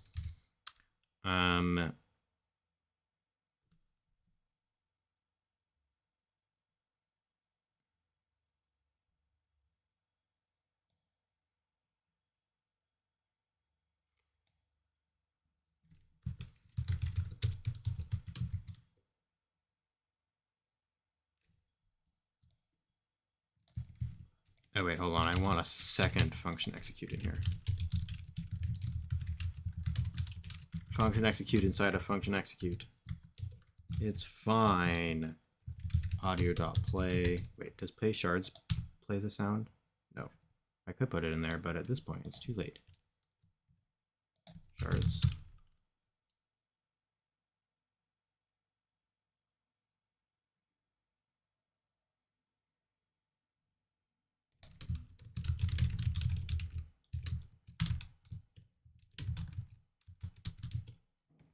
We do that. And then here we set our mask.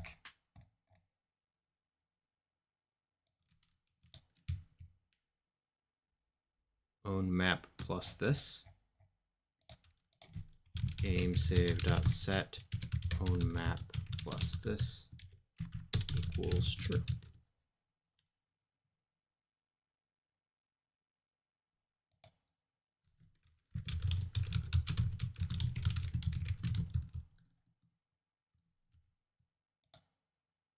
All right.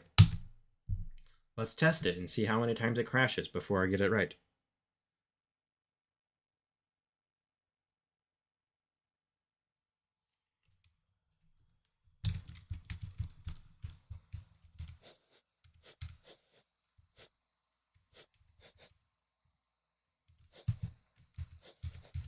Okay, can I buy a map?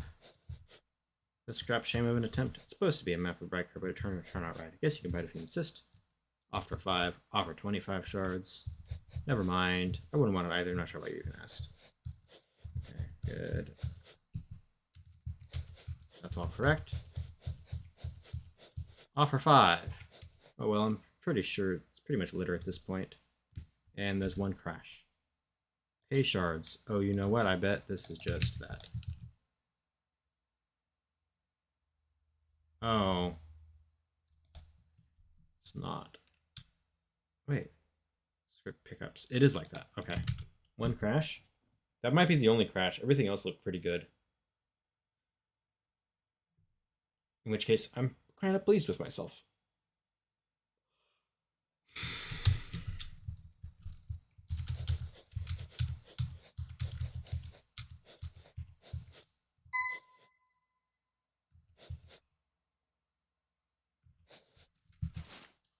Okay, that didn't work because it go to skip.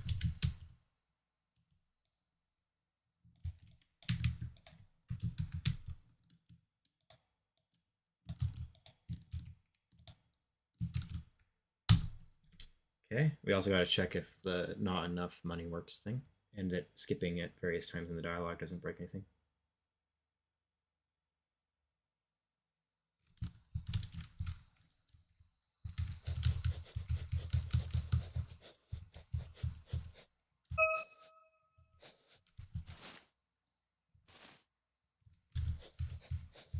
And I can no longer buy the painting. And presumably the dialogue was set correctly. So let's load. How much money did we have? 12. So we paid 5 and that didn't work. So let's try paying the 25. Oh, hi, you're just playing a joke on me? Okay, so let's give ourselves some more charms. Shards. 120. Why not? Can I buy a map? Hey, can I pay you a lot? Thanks. Accept the money for your work. Shut up and take my shards. I didn't have enough. That's what that line happened for. But yes.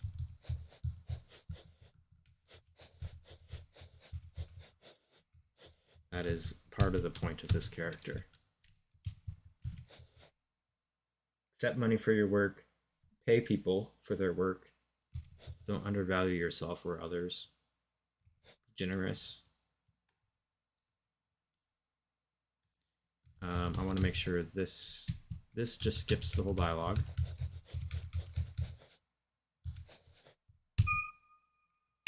Okay, that still gives you the map. Okay.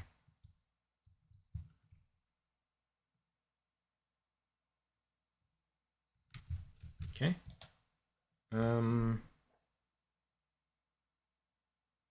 I don't want that audio there. What's the response review enough for 25? She says, really well, if you insist, I'm happy to sell it to you.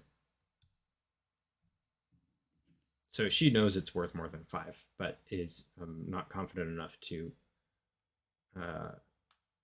demand more if you lowball her. That's these 2 lines of dialogue here. Oh, and then the last thing I want to do is set amount paid Astrid. Save dot check. Never giving her 5, give her 30, 40, 50 shards. Good. That's the good ending for Astrid's storyline. I don't know if there's going to be any difference depending on what the player does, but it's just an option, you know. It's like some of those. It's like attacking Celia in The Lost Librarian. But I was gonna make it so you could pick any amount to pay her, which I might still do eventually. And just have it like be a stat, like how much money did you give to Astrid? But I don't have like code to do that already, and I don't want to do it right away. So for now, I'm not going to do that. But at some point, it might be that there's just a little scroll bar where you can literally offer her anywhere between 0 and like 1,000 or something, and see if see how much people are like how much do people think a map is worth, right? In this game, it would be, or sorry, not +1 on .temp. Hey, there we go. It would be interesting to see what players do. Like, how much is reasonable? Do they just give the amount they have? Do they, you know?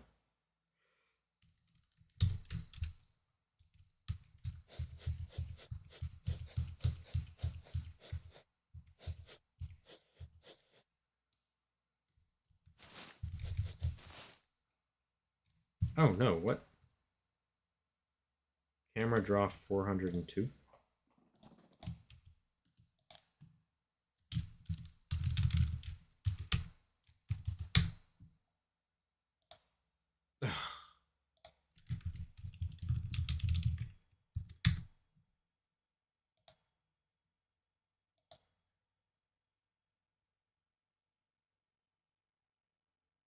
Oh no, which dialogue? Which one is it? Control.player active? Map room X? It's map room X. Oh no.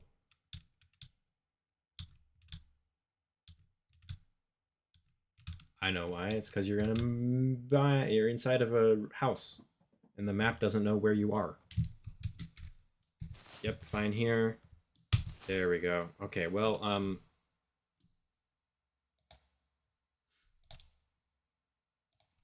where do we set map room X equals?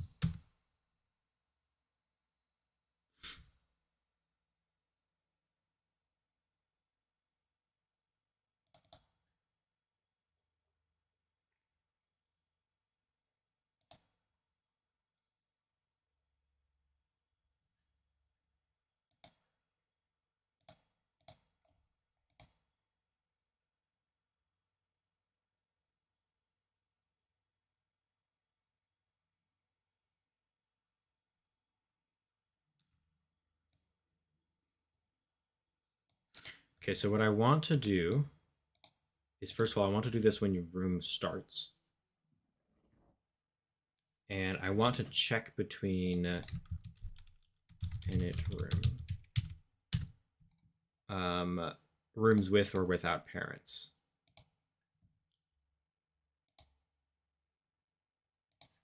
If parent equals no one, that should work.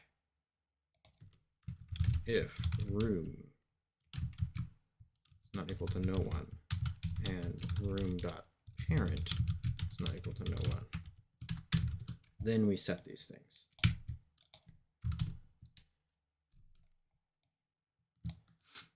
And then the camera also does that on room start.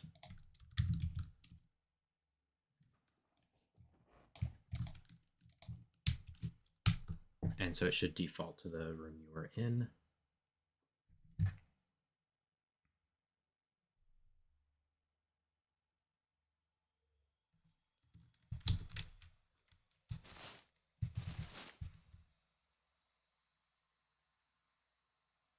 Oh, shucks.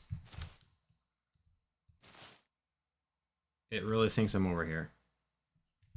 Okay, well, let's see if it works inside of here at least. God dang it. What?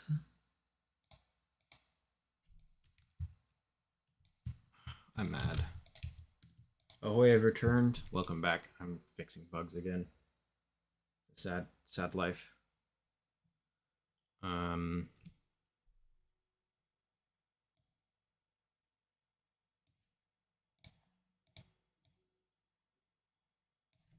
This doesn't actually have to be here if it's in the room start. So I'm going to start there. Room equals room index.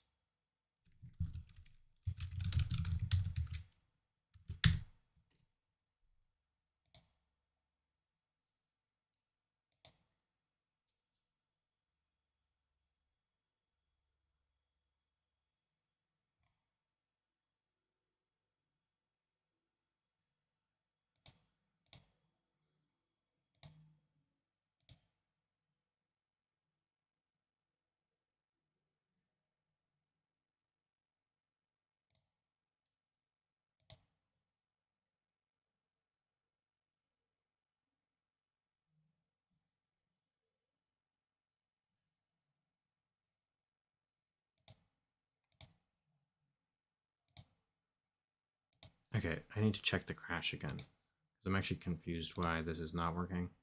Room start.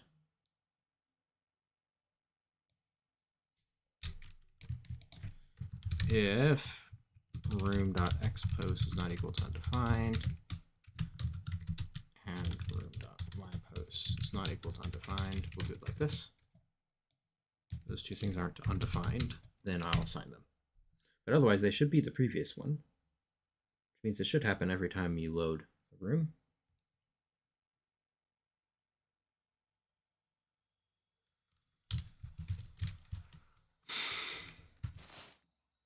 Okay, that worked. I don't know why the other one didn't work.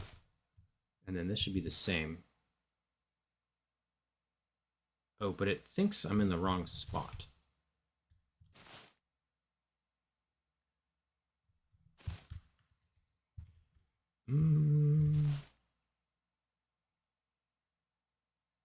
What? Oh, that's correct. But in here now it thinks I'm down here because I'm at the very bottom corner of the room.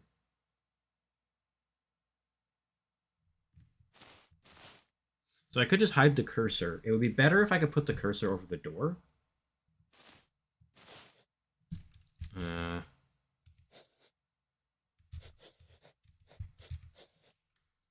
don't know why I did that instead of Alt F4. Anyways,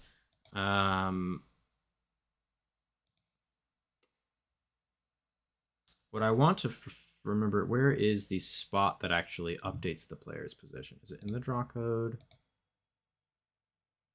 It's this.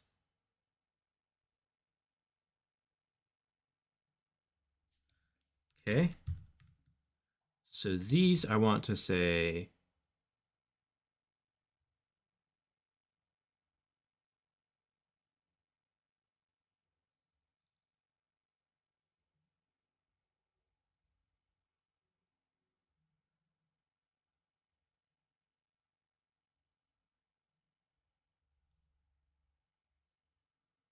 I can set when you open the map or when you enter the room.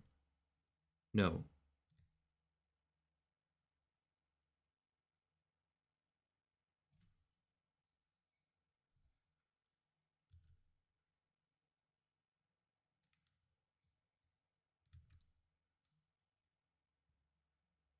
Okay.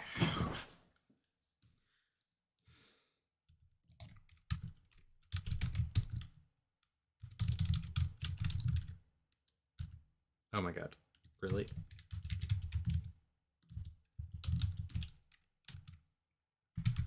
Map player Y equals that too. Okay. So then I can just put player X in here and player Y in here. So this should be the same. I'm going to check that. And then the trick is to cache these variables when you open the map and at the end of room. So that when you like go into the doorways, it'll remember where you were previously. For now, it's still every step. Okay. So now instead, we're going to do this when you open the map. Adam's quest.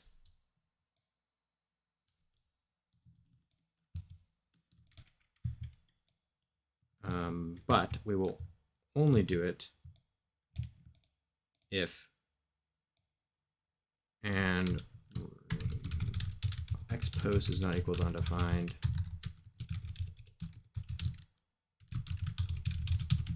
So now this will be when you load the map. It will update. Oh, that's not correct. It should be cam. And then in the camera code that's gone. Okay, so it'll always update if it can.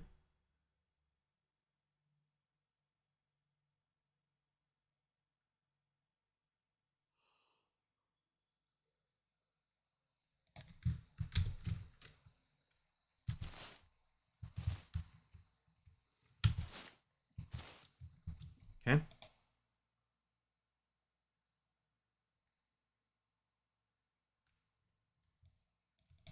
I want to set these both to a value to start that will be off the screen, just in case.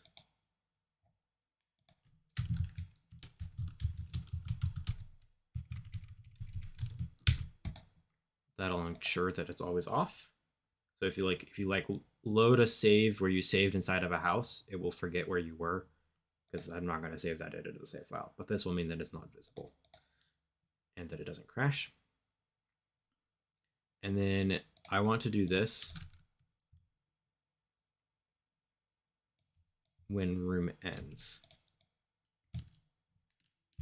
Camera. Because like putting it in here doesn't work.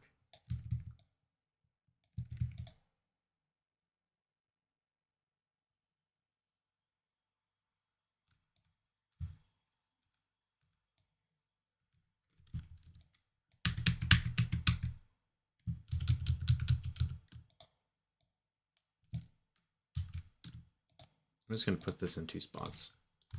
This is probably a bad idea. Okay, I'm actually going to do it like this way.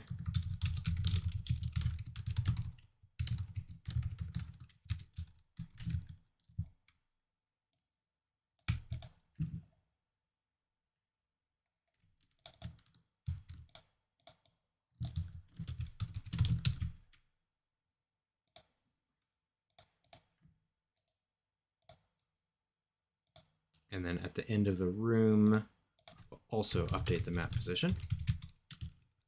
Camera in the room.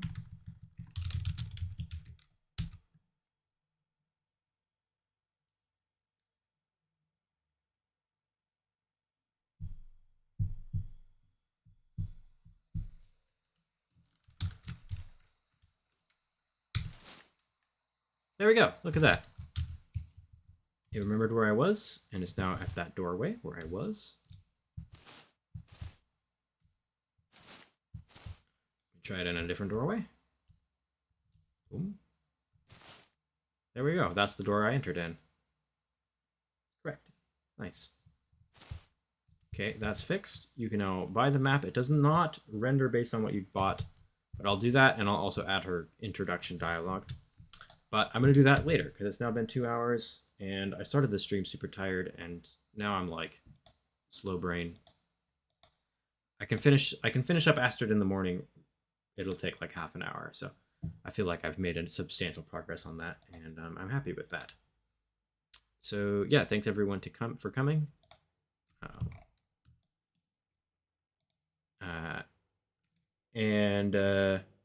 I was glad to get a little bit of Daughter Dreams work done today, even though I was so tired. No problem for streaming, of course. It was fun because you guys were here. And yeah, we found some bugs today too. Game Maker bugs, Code Daughter of Dreams bugs, lots of writing. It was a pretty scattered stream, but lots of good progress. Stuff I've been kind of procrastinating on a bit. So, bye everybody. Oh, I kind of forgot I had a webcam on. Do you guys like the webcam or not? I mean, it's just there. I can do whatever I want with it, but yep. Bye. Either way, okay. Thought the webcam was neat. Well, I'll use it sometimes when I feel like it. We'll see. It's there now, so I can put it on or off, however. Bye, everybody.